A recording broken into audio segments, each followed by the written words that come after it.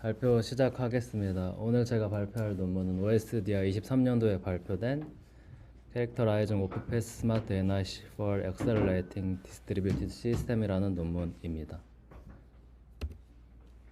처음 이제 백그라운드부터 설명을 드리면 이제 다양한 어플리케이션들이 점점 낮은 레이턴시와 높은 스루풋을 원하고 있고 이제 VR, AR 시대로 가면서 요구되는 레이턴시가 점점 짧아지고 스루풋이 높아지는 상황이다 이고요. 그리고 두 번째로는 RDMA에 관한 간단한 설명인데, RDMA는 크게 두 가지로 사용이 됩니다. RDMA가 첫 번째로 사용되는 건 기존의 이제 전통적인 소켓 프로그래밍과 비슷하게 사용이 되는 샌드 리시브 방식 한 가지가 있고요. 이건 이제 컴피터빌리티가 높고 플렉시빌리티가 높다는 장점이 있고, 단점으로는 샌드하고 리시브가 CPU에서 돌아가기 때문에 CPU에 오버헤드가 존재하고, 그에 따라서 스케줄링이라든지 이런 문제 때문에 레이턴시가 상대적으로 깁니다. 근데 이제 RDMA가 이런 방식으로 사용이 되다기보다는 아래 방식으로 더 많이 사용이 되는데요. RDMA, 원사이드 RDMA라고 불리는 방식은 이제 메모리 리드 라이트 같이 사용이 되도록 지원을 하는 거고, 이제 NIC에서 이런 기능들을 지원을 해줘서 호스트의 CPU 개입 없이 호스트 메모리에 있는 정보를 DMA 해갈 수 있는 기술입니다. 요걸 사용을 하면 CPU 오버헤드가 거의 존재하지 않고 레이턴시 또한 단축할 수 있습니다. 그리고 이제 NIC의 여러 가지 아키텍처들에 대한 설명인데요. 일단 기존의 맨 왼쪽에 있는 이제 아키텍처가 기존에 이제 저희가 사용하는 기존 그냥 NIC, 여기서 이 논문에서는 RNIC라고 불리는데요. RDMA NIC의 약자라고 이해하시면 됩니다. 이 NIC 같은 경우는 이제 기존에 많이 사용이 되는 거고, 근데 이제 두 가지 방식의 아키텍처 NIC들이 나왔는데, 처음에 이제 온패스 스마트 NIC라고, 온패스인 이유는 패킷이 처리될 때마다 이 NIC에 어떤 컴퓨테이션 로직 같은 걸 심어서 로우 패킷에 접근을 할 수 있도록 허락해주는 NIC고요. 이렇게 하면 NIC 코어에 프로그래밍 로직을 삽입할 수 있다는 장점이 있으나 프로그래밍이 어렵다는 단점이 있고, 또한 모든 패킷에 이 로직이 수행이 되기 때문에 레이턴시가 감소될 수 있다는 문제가 있습니다. 그래서 이제 나온 방식이 오프패스 스마트 NIC로 모든 패킷에 접근을 하는 것이 아니고, 추가적으로 이제 SoC 코어와 DRAM, SoC 코어는 이제 하나의 CPU와 DRAM이 추가적으로 붙게 되어서 기존의 온패스 NIC에서 CPU 하나 더 달렸다라고 이해를 해주시면 될 것 같습니다. 이제 추가적인 CPU하고 DRAM이 달려 있기 때문에 이런 것들이 무언가를 새로 할 수 있는 가능성들이 열렸는데, 이 논문에서는 오프패스 스마트 NIC를 사용을 해서 어떻게 분산 시스템에서 최적화를 할 수 있을지에 대해서 연구를 하였습니다. 그리고 그럼 이제 기존의 RNIC에서 스마트 NIC로 갈 때 어떤 변화들이 생겼는지를 살펴보는 장표인데요. 이런 식으로 그 오프 패스던 온 패스던 관계없이 NIC에 이런 로직, 컴퓨테이션 로직이든 어떤 것이든 심을 수 있는 것들이 들어가고, 또 디램이 들어가고, 호스트 디램에 여기서 직접 접근을 할 수도 있고, 아니면 로우 패킷이 들어갈 때 어떤 패킷 프로세싱 같은 걸 해줄 수 있는 식으로 스마트 NIC가 발전을 하고 있습니다. 그럼 이제 이런 스마트 NIC를 사용해서 기존의 키밸류 시스템을 어떻게 최적화를 할 수 있을지에 대해서 일단 이 논문의 처음에 문제점으로 그걸 언급을 하고 있는데요. 일단 첫 번째로 이 RDMA를 사용을 해서 키밸류 시스템에 접근을 할 때 생기는 첫 번째 문제는 이 RDMA에서 투사이드 RDMA를 사용을 할 경우에는 샌드하고 리시브를 기존의 소켓 프로그래밍과 마찬가지로 부르게 되는데, 이거는 이제 NIC 성능이 너무 높아지고, 그래서 NIC가 처리할 수 있는 게 사실 CPU가 처리할 수 있는 것보다 초당 리퀘스트 개수가 훨씬 많기 때문에 이 CPU 병목 때문에 제 성능이 다 나지가 않습니다. 그리고 CPU를 너무 많이 사용한다는 문제가 있고, 두 번째로 그러면 원사이드 RDMA를 사용을 해서 이 NIC가 뭐 실제로 DMA 하는 거로 프로딩 해주는 것이기 때문에 이런 걸 통해서 그 호스트 CPU를 거치지 않고 호스트 D램에 데이터를 가져갈 수 있는데, 이게 문제가 뭐냐면 네트워크 앰플리케이션이 발생을 하고, 이게 발생하는 이유는 기존에 이제 인덱스 구조를 서치할 때 기존 어플리케이션은 그냥 리드하고 인덱스에 리드하고 다시 밸류를 리드할 텐데, 이렇게 되면은 리드가 두 번 발생하는 구조가 되기 때문에 불필요한 네트워크가 점점 많이 발생할 수가 있다라는 문제점을 언급하고 있고, 그럼 이제 이거를 기본적으로 좀 나이브하게 생각을 해보면 이 샌드하고 리시브를 사용을 하되 그 샌드 리시브가 돌아가는 어플리케이션을 스마트 NIC의 SOC, 그러니까 스마트 NIC의 CPU에서 돌아가게 하고, 그리고 이제 스마트 NIC SOC는 이 호스트에게 RDMA 리드 요청을 해서 실제로 그 호스트 D램에 있는 걸 RDMA로 가져오게 되면 이 구조를 뭐 약간 더한 구조 같은 게 되는 건데, 이렇게 하면 네트워크 앰플리피케이션은 없어지게 되는데요. 이제 이 논문 저자들이 요 맨 오른쪽에 있는 구조를 그대로 가져와서 나이브하게 구현을 하면 이런 식으로 기존의 RDMA를 사용하는 거에 14% 정도의 성능밖에 나오지 않는다가 이 논문의 모티베이션입니다. 그래서 이런 구조에서 스마트 NIC를 잘 사용을 하려면 여기 어떻게 동작을 하는지 분석을 해야 된다 하는 모티베이션을 갖고 시작을 하고요. 그래서 이제 스마트 NIC 아키텍처는 이런 식으로 생겼는데요. 여기서 타겟팅하는 스마트 NIC는 엔비디아의 블루필드 2를 대상으로 하고, 이제 스마트 NIC 구조는 이런 식으로 생겼습니다.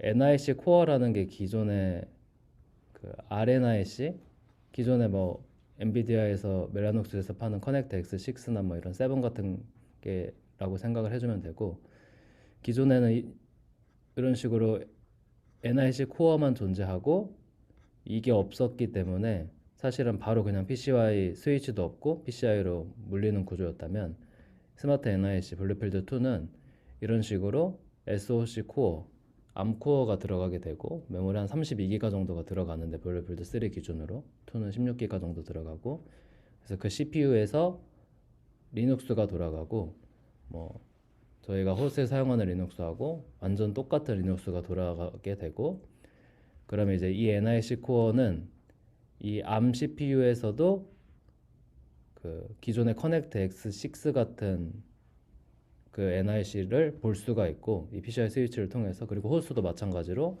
이 NIC 코어를 마찬가지로 이전에 사용하던 커넥트 X6나 7 같은 걸 동시에 볼 수 있습니다. 이 PCI 스위치에서 해당하는 패킷의 IP를 보고, 이게 IP나 MAC 어드레스 이런 걸 보고 이걸 암 CPU로 올릴지 호스트 CPU로 올릴지 결정을 해주게 되는 구조입니다. 이제 사실 이 스마트 NIC를 사용을 했을 때 문제점이, 첫 번째로는 컴퓨테이션 파워가 있는데요. 이 대부분의 스마트 NIC를 활용한 논문에서는 이 오프로딩 했을 때 컴퓨테이션 성능이 어떻게 되느냐에 초점을 맞추고 이 컴퓨테이션을 내리려고 노력을 하는데, 그래서 이제 처음으로 컴퓨테이션 파워를 살펴보면 뭐 CPU 코어에서 여러 벤치들을 돌려봤을 때 호스트 기준으로 뭐 20%에서 50% 정도의 성능을 확인을 할 수 있고, 그리고 이제 D램 액세스 성능 같은 걸 보면 한 4배 정도 떨어지는 걸 확인을 할 수 있습니다. 근데 이제 이 논문에서 초점을 맞춘 건 사실 NIC의 기능은 컴퓨테이션을 하는 거라기보다는 어느 정도 컴퓨테이션도 고려를 해야겠지만, 사실 더 중요한 거는 NIC의 커뮤니케이션 패스들을 잘 고려하고 있는가 라는 거를 초점을 맞춰서 이 SOC가 새롭게 붙음으로 인해서 커뮤니케이션 패스가 더 증가했고, 이런 것들을 잘 활용할 수 있을지 없을지, 그리고 그걸 잘 활용하기 전에 그 패스들에 대해서 분석하는 걸 먼저 수행을 하였습니다. 그래서 이제 그 패스들을 살펴보면, 첫 번째로는 기존에 이제 원래 사용되던 NIC들은 이런 식으로 이제 PCI에 붙는다고 하면 NIC 코어가 PCI 패스를 통해서 호스트에 있는 PCI 스위치에 물리고 호스트에 직접 연결이 되는 구조인데, 클라이언트에서 접근을 한다고 하면 이게 패스 1이고 이제 나중에 계속 이게 쓰일 텐데요. 패스 1은 클라이언트에서 NIC를 거쳐서 호스트 메모리에 접근을 하는 구조입니다. 가장 기본적인 구조고, 그리고 두 번째로는 이 스마트 NIC를 사용을 할 때도 사실 똑같습니다. 근데 이제 달라지는 건, 기존에는 이제 여기에는 PCI 스위치가 없지만 이 새로운 스마트 NIC 구조상에서는 이 PCI 스위치가 있어야 되기 때문에 이 유무 차이만 있게 되고요. 그리고 두 번째 패스는 이 클라이언트가 NIC를 거쳐서 SoC 메모리, 그러니까 ARM CPU에 D램으로 접근을 하는 패스도 생기기 때문에 이거에 대해서도 보고, 그리고 세 번째로는 이 SoC 메모리, 그러니까 ARM D램과 호스트 D램 간의 이 패스, 요 세 가지를 중점적으로 하나씩 분석을 해보겠습니다. 그래서 이제 이런 모든 패스에 대해서 각각 레이턴시나 스루풋 이런 게 어떻게 되는지 살펴보고 이제 어플리케이션을 어떻게 최적화할 수 있을지에 대해서 가이드를 제시해주는 논문입니다. 이밸류에이션 중심으로 돌아가고, 이밸류에이션 셋업은 다른 건 다 동일하고 스마트 NIC는 SNIC라고 불리고, 그리고 기존의 NIC는 RNIC라고 뒤에서부터는 다 표기가 되어 있고, 그거 말고는 다른 건 다 동일하다라고 생각을 해주시면 됩니다. 첫 번째로 이제 클라이언트가 호스트에 접근할 때 커뮤니케이션을 살펴보면, 이때는 RNIC와 SNIC의 구조 차이로 인해 성능의 차이가 발생합니다. 레이턴시를 살펴보면 일단 SNIC가 상대적으로 조금씩 더 긴 것을 확인할 수 있는데요.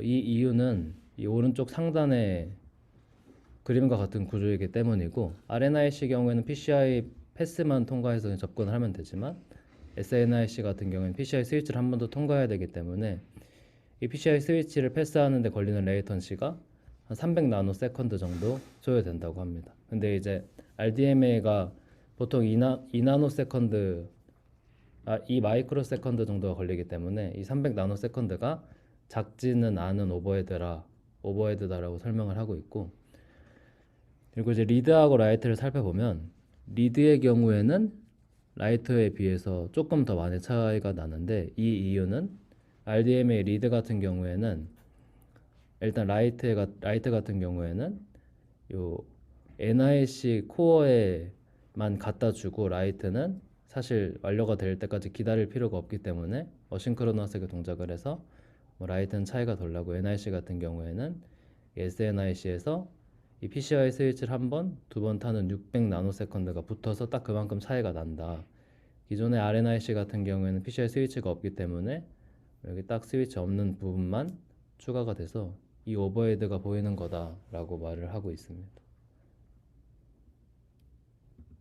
그리고 이제 그 같은 환경에서 클라이언트에서 호스트를 접근할 때 스루풋인데요. 이 스루풋 같은 경우에서는 일단 SNIC가 RNIC에 비해서 성능이 조금 떨어지는데, 그 이유는 이제 그 RDMA 할 때 PCI 스위치에 레이턴시가 추가적으로 붙으면서 작은 패킷일 경우에는 그 현상 때문에 스루풋이 떨어진다고 설명을 하고 있고, 아래 그래프에서 이제 초록색 RNIC1하고 이 파란색 SNIC1을 살펴보시면 되는데, 이 첫 번째 그래프에서 확인을 해보면 초록색이 이 파란색에 비해서 뭐 한 4, 50 정도, 20-30% 정도 성능이 더 잘 나오는 걸 확인을 할 수 있는데, 그 이유가 PCI 스위치 레이턴시 때문이다라고 설명을 하고 있습니다. 그 정도만 확인을 하시면 되고요. 그리고 두 번째 패스, 아까 설명드렸던 두 번째 패스인데, 클라이언트에서 SoC, 그러니까 블루필드 안에 CPU에 D램에 직접 접근하는 경우에 대한 분석이고요. 이제 왼쪽 하단에 있는 컨피규레이션을 살펴보면 이 패스 1이 일단 RNIC에서는 호스트 D램에 접근하는 거고, 새로 생긴 패스 2가 클라이언트가 이 SoC의 D램에 직접 접근을 하는 경우다라고 생각을 해주시면 됩니다. 그래서 이 성능을 살펴보면 뭐 리드의 경우에는 뭐 기존의 SNIC를 통해서 호스에 접근하는 것보다 레이턴시가 좀 짧아졌고, 라이트도 비슷하고, 샌드 리시브는 레이턴시가 좀 튀는데, 뭐 리드 같은 경우에는 이 PCI 패스가 이 PCI 제로를 거치지 않기 때문에, 패스가 줄기 때문에 성능이 레이턴시가 떨어졌다라고 설명을 하고 있고, 그리고 라이트 같은 경우에는 어싱크로너스하게 동작을 하기 때문에 사실 NIC의 데이터만 갖다 주면 라이트는 끝나서 클라이언트는 똑같이 될 거기 때문에 이 PCI 패스에 따라서 라이트의 성능은 영향을 받지 않는다 라고 설명을 하고 있고, 이 샌드하고 리시브는 이 SoC 코어의 병목이 되기 때문에 이 이유는 이제 샌드하고 리시브는 CPU에서 수행을 해줘야 되기 때문에 이 CPU 코어 성능이 떨어지기 때문에 이것 때문에 레이턴시가 길어진다 라고 설명을 하고 있습니다.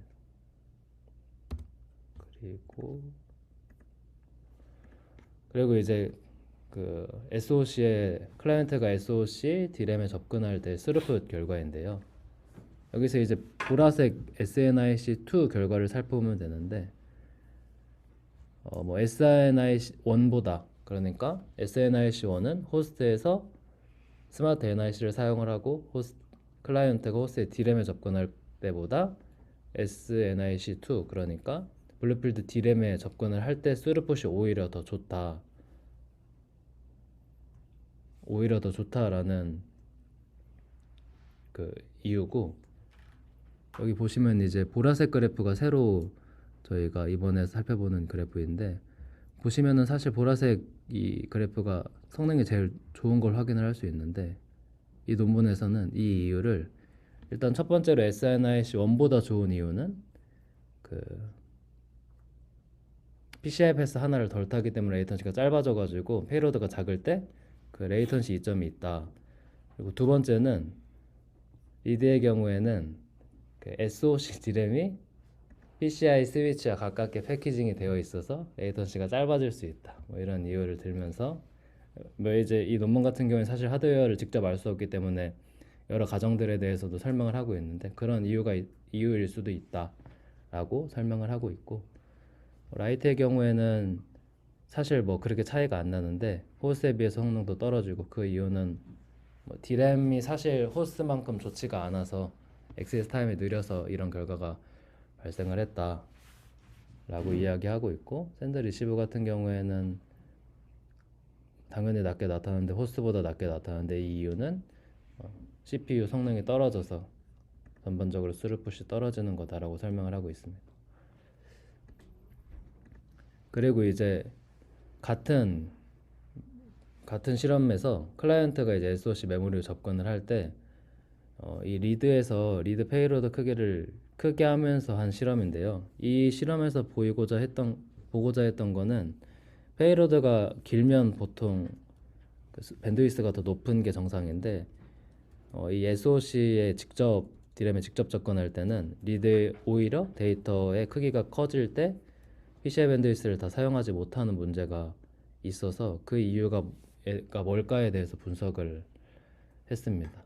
그래서 PCI 패킷이 이런 식으로 구매가가 되면 이 호스트에서는 PCI MTU가 512바이트고 SoC는 128바이트라고 합니다.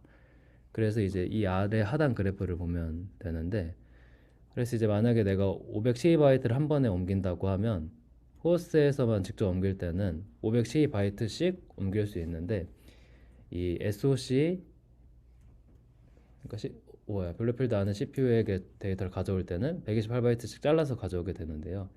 이게 리드일 때 성능이 떨어지는 이유가 뭐냐면, 리드일 때는 요 자른 데이터를 하나하나 다 가져올 때마다 스톨이 발생하게 되고, 이 NIC 코어에서 스톨이 발생하기 때문에 페이로드가 일정 이상 커지면 그 스톨로 인해서 밴드위스가 떨어지는 결과가 나온다 라고 주장을 하고 있습니다.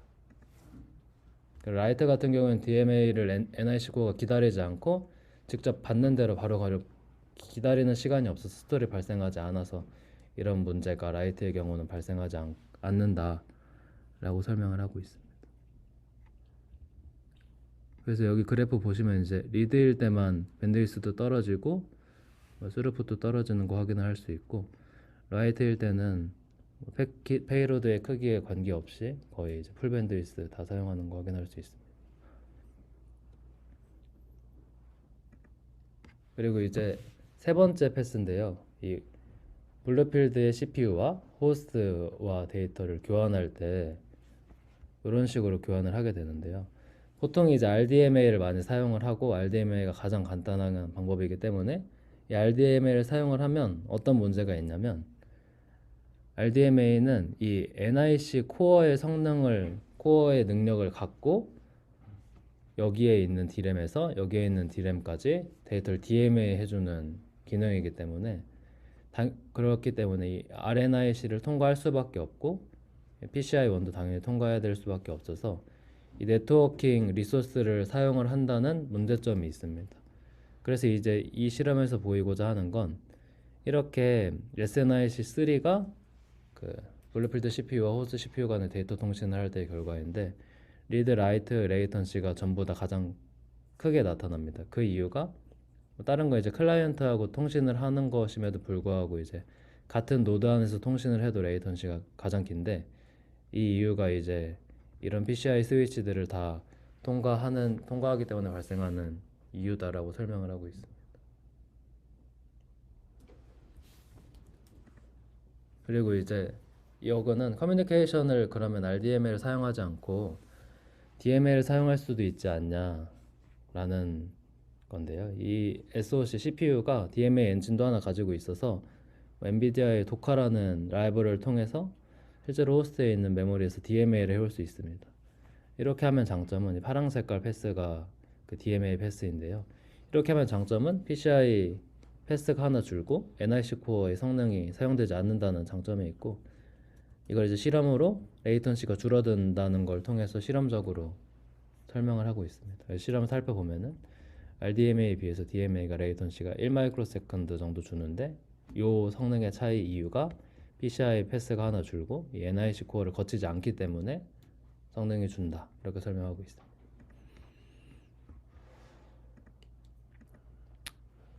그래서 이제 그러면 이제 레이턴시 살펴봤고, 스루풋 결과를 살펴보면 이게 이제 스루풋 결과, 이 그래프만 보시면 되는데요. 여기서 이제 DMA 같은 경우에는 이 스루풋은 초당 패킷 처리되는 개수고, RDMA 같은 경우에는 처음부터 패킷 페이로드와 관계없이 풀 밴드위스가 다 나오는데, DMA 같은 경우에는 이제 SoC의 DMA 엔진이 좀 좋지 않아서 작은 페이로드일 때는 풀 밴드위스를 사용할 수 없으니, 만약에 네가 DMA를 사용하고 싶다면 페이로드 크기를 키워서 사용할 것을 권장한다 라는 메시지를 주고 있습니다. 그래서 이제 이것들을 통해서 이 논문에서는 두 가지 케이스를 두고 이 케이스에 대해서 최적화를 진행을 해서 실제로 성능이 얼마만큼 향상이 되었는지를 보여주는데요. 첫 번째 논문은 라인FS라는 논문입니다. 라인FS는 분산 파일 시스템이고, MVM 기반의 분산 파일 시스템이고, 스마트 NIC를 사용을 해서 이 데이터 컴프레션과 파일 리플리케이션을 스마트 NIC의 SOC로 오프로딩하는 논문이고, 여기서도 마찬가지로 블루필드가 쓰였습니다.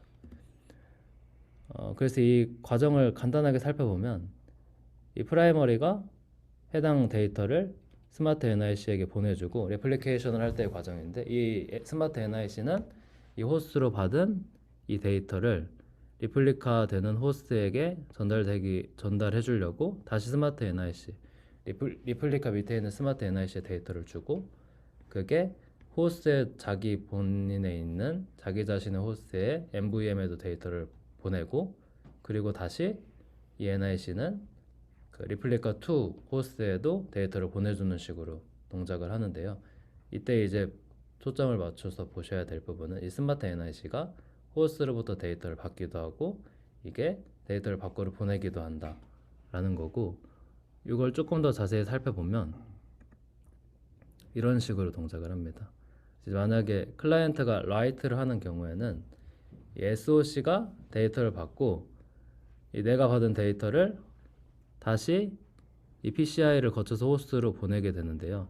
그럼 호스트가 이제 자기 데이터를 MVM에 적고 그걸 레플리케이션을 하게 될 텐데, 이렇게 되면 지금 이 구조에서 첫 번째로 PCI가 만약에 이제 256G 젠퍼 기준으로 16레인이 256G 있기 때문에 젠퍼 기준으로 PCI의 밴드위스고, 이 데이터 패스를 살펴보면 이 PCI1이라는 건 여기서의 PCI1이고, 이게 NIC에서 SOC로 갈 때, 데이터를 한번 올릴 때, 그리고 다시 SOC에서 NIC로 갈 때 이 PCI1이 두 번이 사용이 되기 때문에 사실 반토막 나게 되는 거겠죠. 내가 진짜로 사용할 수 있는 밴드위스는. 그래서 이런 문제 때문에 실제로 사용할 수 있는 밴드위스가 128G밖에 안 돼서 200G를 다 사용할 수 없다 라는 문제점을 언급을 하였고요.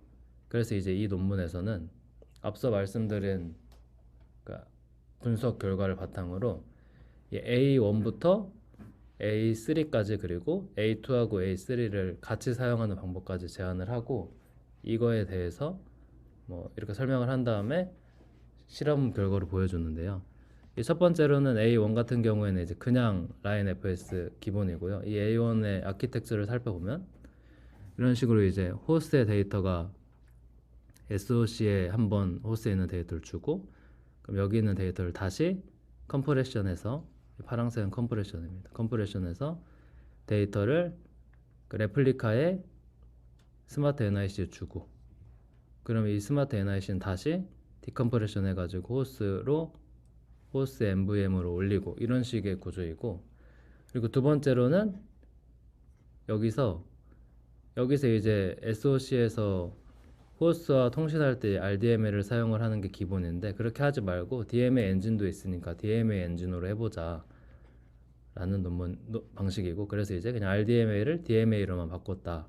이렇게 되면 여기서 이제 볼 수 있듯이 PCI1을 거치지 않기 때문에 DMA는 이 밴드위스를 더 잘 사용을 할 수 있을 거다 해서 이제 한 거고, 여기서의 문제는 뭐 컴프레션 뭐 사실 똑같기 때문에 상관없고, 여기서 이제 좀 DMA 엔진이 부족할 수 있어서 부족할 수 있습니다. 그리고 세 번째는 그렇게 하지 말고 그냥 호스트가 컴프레션 하지 말고 그냥 바로 두 번째 레플리카 1 노드에 MVM에다 그냥 직접 RDM에 라이트를 해버리자 라는 방식이고, 사실 이렇게 하면은 스마트 NIC를 제대로 잘 사용을 하는 건 아닙니다.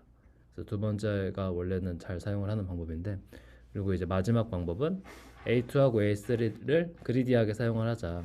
이때 그리디하게 사용하는 리소스는 네트워크가 될 것이고, 네트워크를 최대한 많이 사용할 수 있는 거를 우선적으로 사용을 하고, 그 다음에 네트워크를 더 채우자, 이런 방식입니다. 그래서 이제 실험 결과를 살펴보면 A1이 기존의 라인 FS고, A2가 그 RDMA를 DMA로 바꾼 거, A3는 그냥 직접 호스트에서 라이트를 한 거고, 컴프레션 할 때 안 할 때 결과인데요. 뭐 이건 이제 CPU 노멀라이제이션이니까 이건 건너뛰고, 일단 요거 먼저 살펴보면 A2 그러니까 DMA를 바꿨을 때 밴드위스가 조금 향상하는 걸 확인할 수 있습니다. 이제 이 논문에선 이 이유가 RDMA로 인한 불필요한 PCI 패스를 사용을 하지 않기 때문이라고 주장을 하고 있고, A3일 때는 사실 성능이 제일 좋은데, 그 이유는 그냥 호스트가 직접 바로바로 RDMA를 하면 성능이 좋을 수밖에 없고, 근데 이렇게 되면은 컴프레션도 직접 다 해야 되고, 컴프레션 안 한 결과인데, 컴프레션 안 하게 되면은 오히려 네트워크 통신량이 많아지기도 하고 해서, 사실 뭐 A2보다 네트워크 밴드위스는 잘 나온다고 해도 컴프레션을 안 한 상태에서 날아가기 때문에 그런 불이익이 있다라고 설명을 하고 있고, 그래서 이제 이 논문에서 제안을 한 방식은 여러 개의 패스를 사용할 수 있으니까 A2하고 A3 패스를 다 붙여서 사용을 해보자. 그래서 이제 뭐 A2가 어느 정도 네트워크 세울 때까지 하고, 그 다음에 부족한 부분에 있어서 A3를 사용하자라는 거고, 그래서 이제 어느 정도 뭐 성능이 잘 나온다고 설명하고 있습니다. 그리고 두 번째는 이게 이제 거의 마지막인데요. 케이스 스터디 두 번째고, 아까 맨 처음에 모티베이션에서 얘기했던 키밸류 시스템에 대한 거고, 이 키밸류 시스템을 첫 번째로 이제 그 가장 나이브하게 하지 않고 첫 번째로 그냥 RDMA만 사용하면 이 네트워크 앰플리케이션이 발생을 했다고 한 게 A1이고, 거기서 이제 뭐 각각의 최적화를 어느 정도 거쳐서 이런 식의 각각의 이제 스마트 NIC, SOC의 커뮤니케이션 패스를 다 좀 더 잘 활용할 수 있는 방식들을 만들어 놓고 그걸 하나하나 이렇게 만들어서 이제 비교를 한 거고요. 궁금하시면 좀 이따가 저한테 물어보시면 될 것 같습니다. 그래서 이런 식으로 이제 이 논문에서 전하고자 하는 바는 이런 식의 여러 가지 패스들에 대해서 하나씩 다 만들어 보고, 그래서 패스를 조합해 가지고 최대 밴드위스를 뽑을 수 있는 패스들을 조합해서 사용하는 게 스마트 NIC를 잘 활용하는 방식이다 라고 주장을 하거든요. 그래서 이제 이 논문에서도 레이턴시보다는 밴드위스를 보셔야 될 것 같은데, 밴드위스를 봤을 때 A5는 이렇게 이제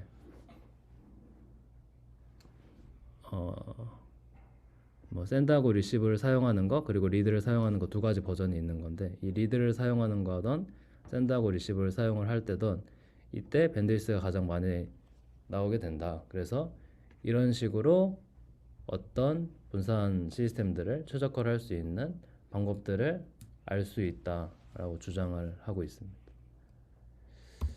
그래서 이제 이 논문에서 주장을 하는 건 이 스마트 NIC에 분석된 자료를 통해서 어떤 식으로 리퀘스트가 들어올 때 그런 패스들을 찾고, 그 다음에 그걸 여러 패스들로 쪼개서 옵티마이즈 하고, 이걸 이밸류에이션 한 다음에 여러 개를 셀렉트 한 다음에 컴바인해서 제일 좋은 밴드위스가 나오거나 레이턴시가 줄어들 수 있도록 어플리케이션 설계를 해야 된다 라고 주장을 하는 논문입니다. 그래서 이제 마지막은, 그래서 이제 이 논문에서 컨트리뷰션은 이렇게 스마트 NIC에서 이렇게 다양하게 연구를 한 첫 번째 논문이고, 그리고 실제로 이 로우 레벨 하드웨어 디테일을 알기 위해서 굉장히 많은 실험을 하였고요.